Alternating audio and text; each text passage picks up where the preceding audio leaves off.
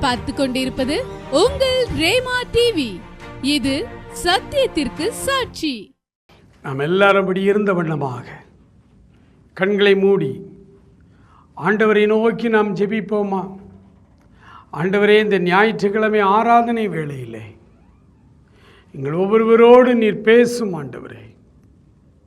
உம்முடைய வார்த்தைகளுக்காய் ஆவலோடு காத்திருக்கிறோம். உம்முடைய அன்பின் வார்த்தைகள் எங்கள் நடுவிலே வெளிப்படட்டும் என்று சொல்லி எல்லாரும் ஆண்டவரிடத்திலே ஜெபிப்போமா? ஹல்லேலூயா. வெறுமையான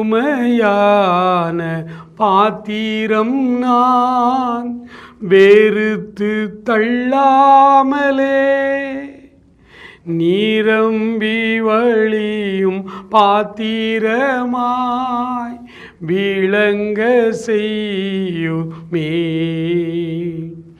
வேதத்தில் காணும் பாத்திரமெல்லாம் இயேசுவை போற்றிடுதே. என்னையும் அவ்வித பாத்திரமாய் வனைந்து கொள்ளுமே. குயவனே குயவனே, படைப்பின் காரணரே, களிமண்ணான என்னையுமே கண்ணோக்கி பார்த்திடுமே. ஹல்லேலூயா. தகப்பனே, இந்த ஞாயிறு ஆராதனை வேளையில் எங்களை ஒவ்வொருவரோடு நீர் பேசும், இடைபடும், ஆசீர்வதியும். இயேசு கிறிஸ்துவின் நல்ல நாமத்தில் ஜெபிக்கிறோம் எங்கள் அருமை பிதாவே. ஆமேன், ஆமேன். எனக்கு அன்பானவர்களே, இந்த நாளிலே நம்முடைய தியானத்திற்காக நமக்கு கொடுக்கப்பட்டிருக்கிற தலைப்பு சிலுவை.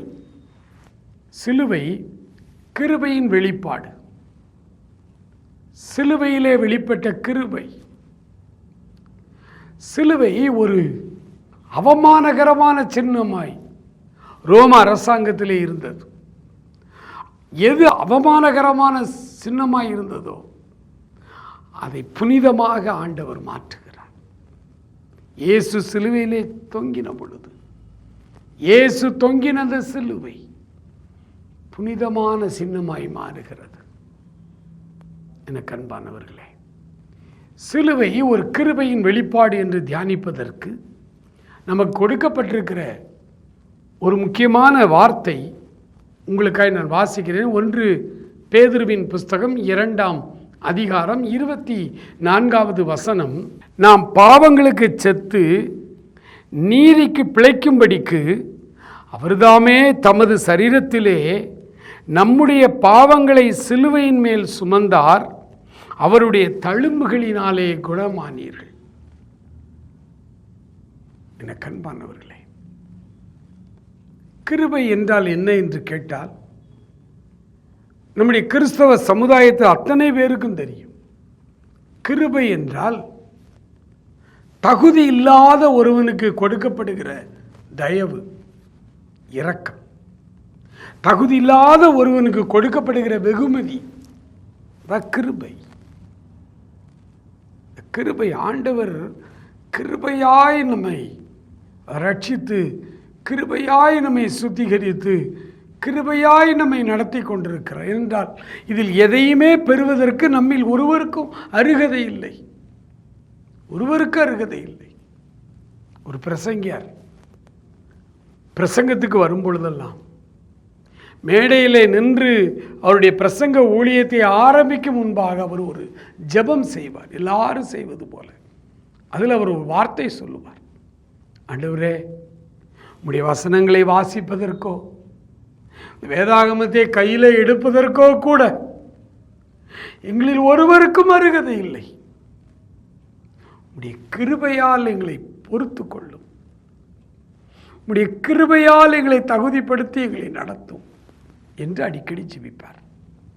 உண்மைதானே? சிலுவை கிருபையின் வெளிப்பாடு. 2 விதமான கிருபைகளை ஆண்டவர் தம்முடைய சிலுவை மரணத்திலே நம் ஒவ்வொருவருக்கும் அவர் தருகிறார். அதை மிக சீக்கிரமாய் நம்ம தியானித்து நம்ம ஜெபிக்க போகிறோம். முதலாவது கிருபை சிலுவையிலே கிருபையின் வெளிப்பாடு என்ன? நம்முடைய பாவங்களை அவர் சிலுவையிலே சுமந்தார். நம்முடைய அக்கிரமங்களை அவர் சிலுவையிலே சுமந்தார். நல்லவனுக்காக ஒருவேளை ஒருவன் மரிக்க துணியலாம். ஆனால் நாம் பாவிகளாய் இருக்கையில் கிறிஸ்து நமக்காக மரித்ததினாலே தேவன் நம்மேல் வைத்திருக்கிற அன்பை விளங்க பண்ணினார். கிருபை கிருபை. நாம் பாவிகளாயும் துர்க்கிரியைகளினாலே மனதிலே சத்துருக்களாயும் இருந்த நமக்காக அவர் சிலுவையிலே நம்முடைய சரீரத்தை ஒப்பு கொடுத்தார். நமக்காக அவர் பலியானார். நம்முடைய பாவங்களை அவர் சுமந்து தீர்த்தார். ஏனென்றால் நம்ம எல்லார் மேலும் அந்த மரண தண்டனை வந்திருந்தது. அந்த மரண தண்டனையை அவர் தன்மேல் ஏற்றுக்கொண்டார். அந்த கிருபையினாலே நாம் இன்றைக்கு பிழைத்திருக்கிறோம். நாம் இன்றைக்கு ஆராதிக்கிறோம். ஆலயத்துக்குள்ளே தைரியமாய் உள்ள போயிட்டு தைரியமாய் நாம் வெளியே வருகிறோம். காரணம் கிருபை. ஒரு அருமையான பரிசுத்தவான் இவ்விதமாய் தன்னுடைய புத்தகத்திலே அவர் எழுதியிருக்கிறார். அதை குறித்து ஒரு திரைப்படமே எடுத்திருந்தார். டாக்டர் பில்லி கிரஹாமுடைய ஊழியத்திலிருந்து அதை வெளியிட்டிருந்தார்கள். உலகம் முழுவதும் பல்வேறு மொழிகளிலே ஒரு திரைப்படமாய் வெளியே வந்தது. அந்த திரைப்படத்துக்கு ஆஷா என்று பெயர் வைத்திருந்தார்கள். இந்தியாவிலே அல்லது ஹிந்தி மொழியிலே ஆஷா என்றால் கிருபை என்று பொருள். அந்த பழம்பெரும் பரிசுத்தவன் சொன்னார், ஒவ்வொரு நாளும் ஆலயத்திலே ஆராதித்து விட்டு நாம் உயிரோடு வெளியே வருகிறோமே, ஏனென்று உங்களுக்கு தெரியுமா? புதிய ஏற்பாட்டு திருச்சபையிலே அனனியா சப்பிராள் என்கிற அந்த தம்பதிகள் வந்து பேதுருவினிடத்திலே பொய் சொன்னார்கள். பேதுரு ஒரு ஊழியக்கார். அவரிடத்திலே வந்து பொய் சொன்ன பொழுது, நீங்க ஏன் கடவுள்கிட்ட பொய் சொன்னீங்கன்னு அவர் சொன்ன உடனே அப்படி செத்து விழுந்தார்கள். தேவனுடைய ஆலயம், புதிய ஏற்பாட்டு கிருபையின் திருச்சபை. ஆனால் திருச்சபைகளை போனவர்கள் தப்பு செய்த பொழுது, பரிசுத்த ஆவியானவரிடத்தில் அவர்கள் பொய் சொன்ன பொழுது செத்து விழுந்தார்கள். அப்படியானால் எத்தனை பொய்களோடு வந்திருக்கிறோம், எவ்வளவு பொய் பேசுகிறோம். நம்ம இந்த ஆலயத்துக்குள் வருவதற்கு நமக்கு தகுதியே கிடையாது. ஆயக்காரனை போல வெளியே நின்று கொண்டு மார்பிலே அடித்து கொண்டு, தேவனே பாவியாகி என்மேல் கிருபையாயிரும், இவ்வளவுதான் நமக்கு வேலை. ஆனால் தைரியமா உள்ள வந்திருக்கிறோம். ஆராதனை முடிந்த உடனே அப்படியே வெளியில போகிறோம். காரணம் என்ன தெரியுமா? நான் உயிரோடு வெளியே போவதற்கு காரணம் என்ன தெரியுமா? இயேசு கிறிஸ்துவின் ரத்தம். ஆனால் தான் சிலுவை ஒரு கிருபையின் வெளிப்பாடுன்னு சொல்றோம். இயேசு கிறிஸ்துவின் ரத்தம் இந்த பழைய ஏற்பாட்டு காலத்தில் தொங்க விழப்பட்ட திரைச்சலைக்கு பதிலாக இன்றைக்கு மகா பரிசுலத்துக்கும் பரிசுலத்திற்கும் இடையில அந்த திரைச்சலை போல இயேசுவின் ரத்தம் இருக்கிறது. அந்த இரத்தத்திற்குள்ளாக இயேசு உங்களையும் என்னையும் கடவுள் பார்க்கிறார். அதே சக்தி வாய்ந்த, அதே வல்லமை நிறைந்த தேவன் தான், மகா பெரிய தேவன் தான் இங்கே இருக்கிறார். கர்த்தர் தம்முடைய பரிசுத்த ஆலயத்தில் இருக்கிறார் என்று வேதம் சொல்லுகிறது. ஆனால் இங்கே இருக்கிற அந்த மகா பெரிய தேவன், அந்த வல்லமை நிறைந்த தேவன், குமாரனுடைய தன் பிள்ளையினுடைய அந்த இரத்தத்திற்குள்ளாக உங்களையும் என்னையும் பார்க்கிறபடினால் திருச்சபையார் உயிரோடு வீட்டுக்கு போறோம். கிருபை. ஆண்டவர்கிட்ட சொல்லுவோமா, ஆண்டவரே என்னை கிருபையாய் வைத்திருக்கிறப்பா, அந்த கிருபைக்கு தகுதி உள்ளவனாய் என்னை மாற்றுவதற்கு தான் ஒவ்வொரு வாரமும் நான் ஆலயத்துக்கு வருகிறேன். உடைய இரத்தத்தையும் உடைய சரீரத்தையும் நான் வாங்கி அருந்தும் பொழுது உடைய மகா மேன்மையான கிருபை என்னை தாங்குகிறது. ஆண்டவர் என்னை கொஞ்சம் கொஞ்சமாய் உம்முடைய பிள்ளையாய் இது மாற்றுகிறதப்பா. சிலுவை கிருபையின் வெளிப்பாடாய் அவர் நம்முடைய பாவங்களுக்காக அவர் மரித்தார். ஆகவே நாம கிருபை பெற்று உயிரோடு வாழ்ந்து கொண்டிருக்கிறோம். எதற்கு மரித்தார்? இந்த கிருபை ஏன் வெளிப்பட்டது தெரியுமா? என் மகனே, என் மகளே, நீயும் என் சொந்த பிள்ளையாய் இந்த ராஜ்யத்திற்குள்ளே வருவதற்கு தகுதி உள்ளவனாய் நீ மாற வேண்டும். அதற்குத்தான் இந்த இரத்தம் உனக்கு சிந்தப்பட்டிருக்கிறது. இந்த கிருபையை பிடித்துக்கொள். இந்த கிருபையை வீணடித்து விடாதே. கிருபையிலே வளர்ந்து வா என்று அவருடைய வார்த்தை நம்ம கற்றுத்தருகிறது. பிரியமானவர்களே, இரண்டாவதாக சிலுவை கிருபையின் வெளிப்பாடாய் பார்க்கிறோம். 1 பேதுரு 2ஆம் அதிகாரம் 24 வசனத்தினுடைய கடைசி வரி சொல்லுகிறது, அவருடைய தழும்புகளினாலே நீங்கள் குணமானீர்கள். பல நேரங்களிலே மருத்துவம் பார்ப்பதற்கு கூட வசதி இல்லாத சூழ்நிலையிலே வேதனையோடு இனி நான் என்ன செய்ய போகிறேன் என்று ஆண்டவருடைய சமூகத்திலே நாம் கதறும் பொழுது அவருடைய காயத்தின் தழும்புகளினாலே அவர் நம்மை குணமாக்குகிறார். அவரிடத்திலிருந்து ஒரு அற்புதமான சுகத்தை பெறுவதற்கு நாம் தகுதி உள்ளவர்கள் கிடையாது.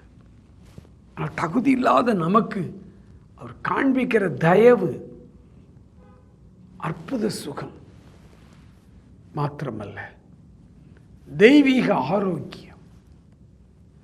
இந்த பூமியிலே எத்தனை காலம் வாழ வேண்டும் என்று ஆண்டவர் நமக்கு வைத்திருக்கிறாரோ அத்தனை காலமும் ஆரோக்கியத்தோடு வாழ வேண்டும் என்று அவர் விரும்புகிறார். பரிசுத்தவான்கள் இப்படி வாழ்ந்தார்கள்.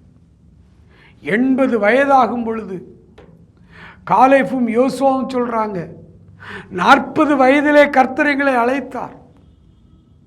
இன்றைக்கு 80 வயது. அவர் எங்களை அழைத்த போது இருந்த பெலன், கண் பார்வை, சரீர பெலன் இன்றும் எங்களுக்கு இருக்கிறது. கர்த்தருக்கு சித்தமானால் இந்த கானான் தேசத்தை நாங்கள் சுதந்திரிப்போம். அவர் எங்கள் கூட இருப்பாரானால் எளிதாய் நாங்கள் இதை சுதந்திரிப்போம் என்று சொன்னார். அவருடைய காயத்தின் தழும்புகள்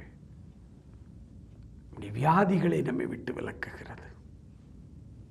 பலவீனங்களோடு வியாதியோடு அவருடைய பாதத்திலே வந்திருக்கிறோமா? ஒவ்வொரு நாள் ஜெபங்களிலும் ஆண்டவர் நம்முடைய வியாதிகளிலிருந்து நமக்கு விடுதலை தருகிறார்.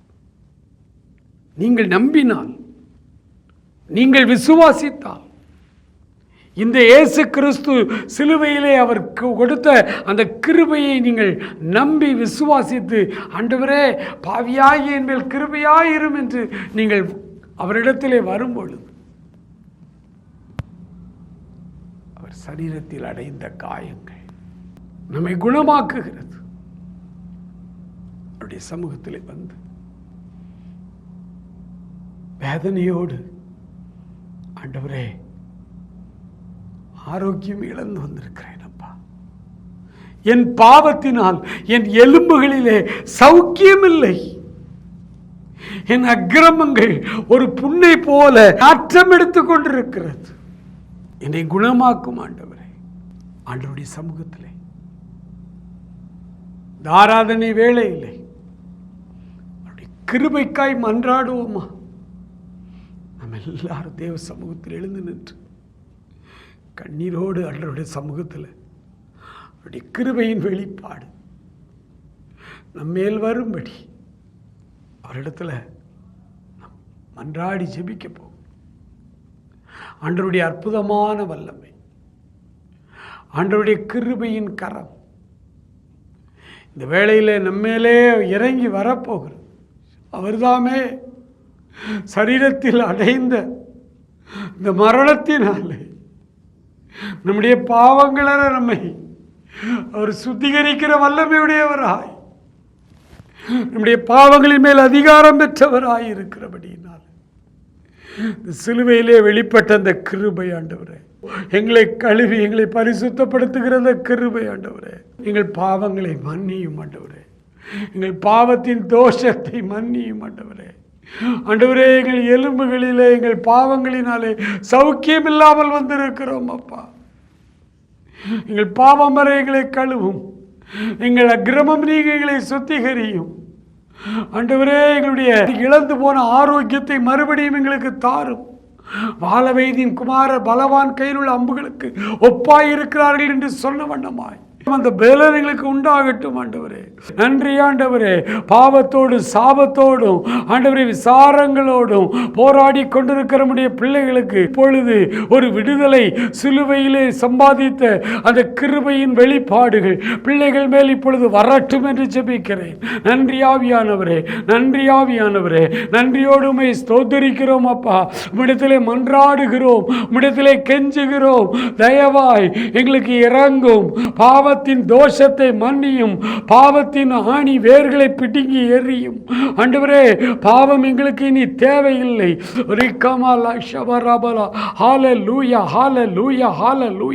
தெய்வீக வல்லமைகள் நடுவிலே இறங்கி இருக்கிறதற்காய் நன்றி ஆண்டவரே.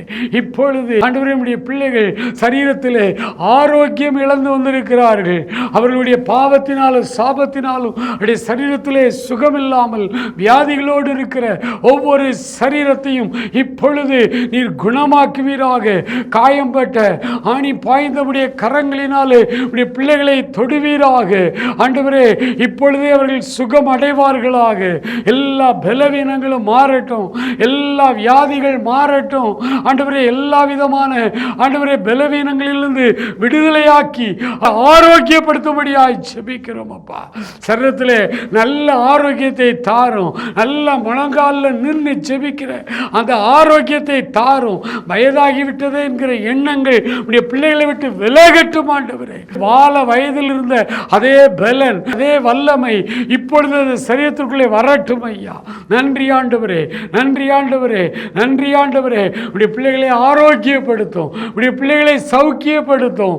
வியாதிகள் விலகட்டும், ஆரோக்கியம் உண்டாகட்டும் ஆண்டவரே. மக ஸ்தோத்திரம் அப்பா. சிலுவையில் வெளிப்பட்ட அந்த 2 விதமான கிருபைகள் ஆண்டவரே எங்களுக்கு பரிபூரணமாய் தேவை. தந்து ஆசீர்வதியும். திருச்சபைகளை பாதுகாத்தவர்களும் உடைய கிருபையிலால் நடத்தும். இன்றைக்கு உலகம் முழுவதும் ஆண்டவரை ஆராதிக்கிற நாள். ஆராதனையில் உடைய பிள்ளைகள் அத்தனை பேரையும் ஆசீர்வதிக்கும்படியாய் ஜெபிக்கிறோம். சிலுவையின் வெளிப்பாடு அவர்களுக்குள்ளே வரட்டும். ஆசீர்வதிங்கப்பா. தொடர்ந்து காத்துக்கொள்ளுங்க. இயேசு கிறிஸ்துவின் நல்ல நாமத்தில் ஜெபிக்கிறோம் எங்கள் அருமை பிதாவே. ஆமேன், ஆமேன்.